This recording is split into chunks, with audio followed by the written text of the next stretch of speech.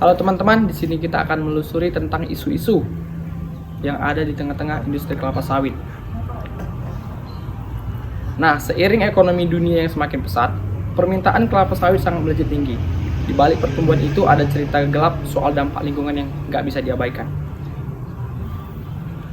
Ayo kita gali lebih dalam, ngertiin kenapa industri ini bisa jadi sasaran kritik dan apakah ada usaha nyata buat kurangi dampak negatifnya. Apa mungkin ada jalan buat bikin industri kelapa sawit menjadi ramah lingkungan? Dengerin jawaban-jawaban simpel tapi ngena dalam episode kita hari ini. Kita bakal bahas tentang langkah-langkah konkret yang bisa diambil buat menjaga keseimbangan antara bisnis dan alam. Ayo kita mulai.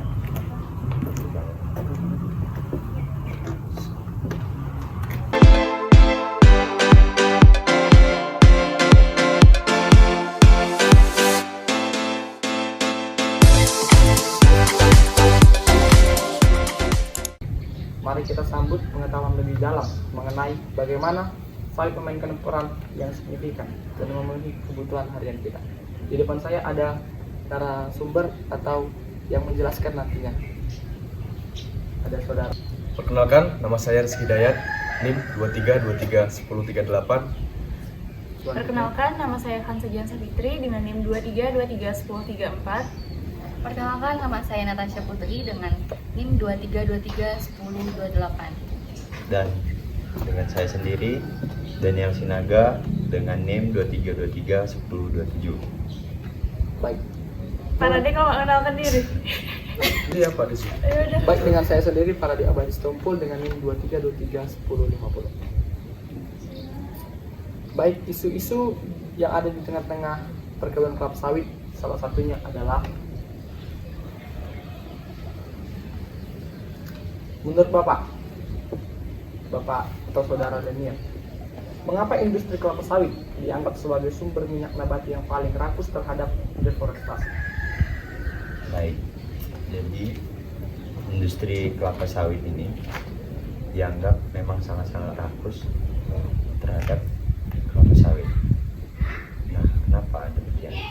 Salah satunya permintaannya yang sangat-sangat tinggi yang menyebabkan konversi terhadap lingkungan hutan menjadi kelapa sawit, dan hal ini juga yang menyebabkan kontribusi ada habitat satwa liar yang kehilangan. Selain itu juga emisi gas rumah kaca yang meningkat, dan ada satu lagi Pak, itu dampak terhadap lingkungan sekitar kita. Nah, tadi kan kita ngebahas tentang masalah deforestasi hutan ya. Ada nggak sih upaya ataupun langkah-langkah untuk mengurangi dampak negatif dari industri perkebunan kelapa sawit, Pak? Ya, banyak perusahaan dan organisasi telah berkomitmen untuk menerapkan praktik keberlanjutan dalam produksi kelapa sawit. Hal ini melibatkan pengelolaan lahan yang lebih baik, pelestarian hutan, dan peningkatan transparansi rantai pasokan. Langkah-langkah ini bertujuan untuk mengurangi dampak negatif dan mempromosikan keberlanjutan industri kelapa sawit. Sebentar. Saya ingin mencoba menanya juga kepada saudari Natasha, bagaimana sih menurut Anda industri kelapa sawit dapat bergerak menuju praktik berkelanjutan?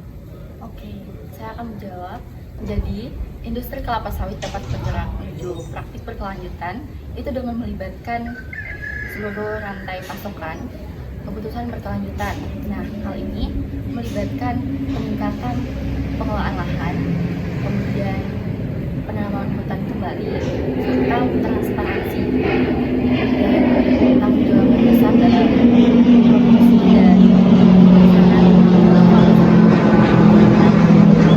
Selain itu tentang lingkungan, minyak kelapa sawit sering banget dilanda fitnah dari industri terkait kandungan asam lemak trans. Apakah benar minyak sawit mengandung asam lemak trans, dan bagaimana sih sebenarnya asam lemak bisa terbentuk?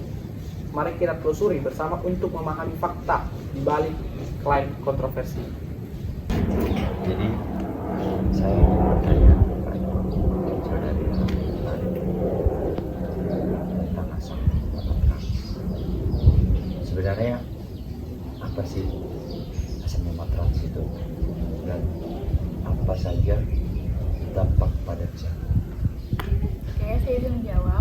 asam lemak trans atau trans fatty acid itu mempunyai dampak yang buruk bagi tubuh kita.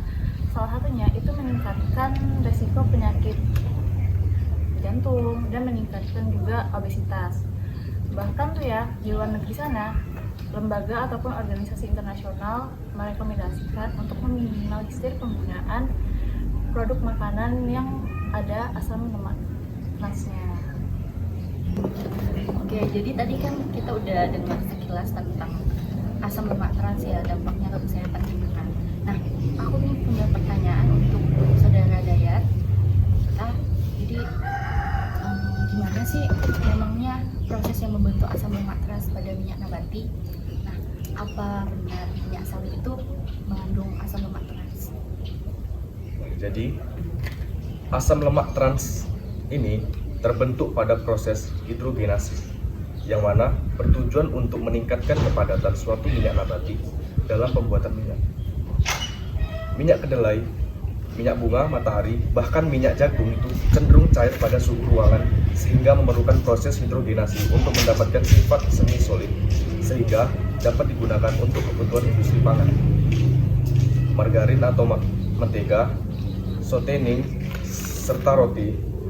Dari suatu penelitian minyak kedelai yang mengalami proses hidrogenasi mencapai angka 13-30%. Minyak kelapa sawit berbeda nih dari minyak nabati lainnya. Jadi kalau berbeda, kenapa bisa begitu?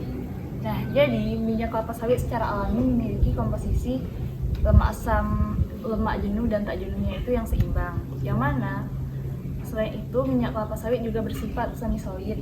Titik didihnya itu berkisar 33 sampai dengan 39 derajat Celcius.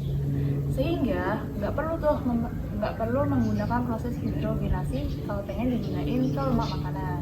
Nah, dengan demikian, minyak sawit maupun produk pangan berbasis sawit tidak mengandung asam lemak trans. Keunggulan ini membuat minyak sawit khususnya fraksi stearin menjadi alternatif yang dapat menggantikan minyak nabati yang memerlukan proses hidrogenasi. Nah, itulah tadi mitos serta fakta yang ada di tengah-tengah industri kelapa sawit. Jadi, berikan tanggapan serta saran bagaimana langkah-langkah pemerintah serta langkah-langkah masyarakat untuk meningkatkan keberlanjutan perindustrian kelapa sawit ini.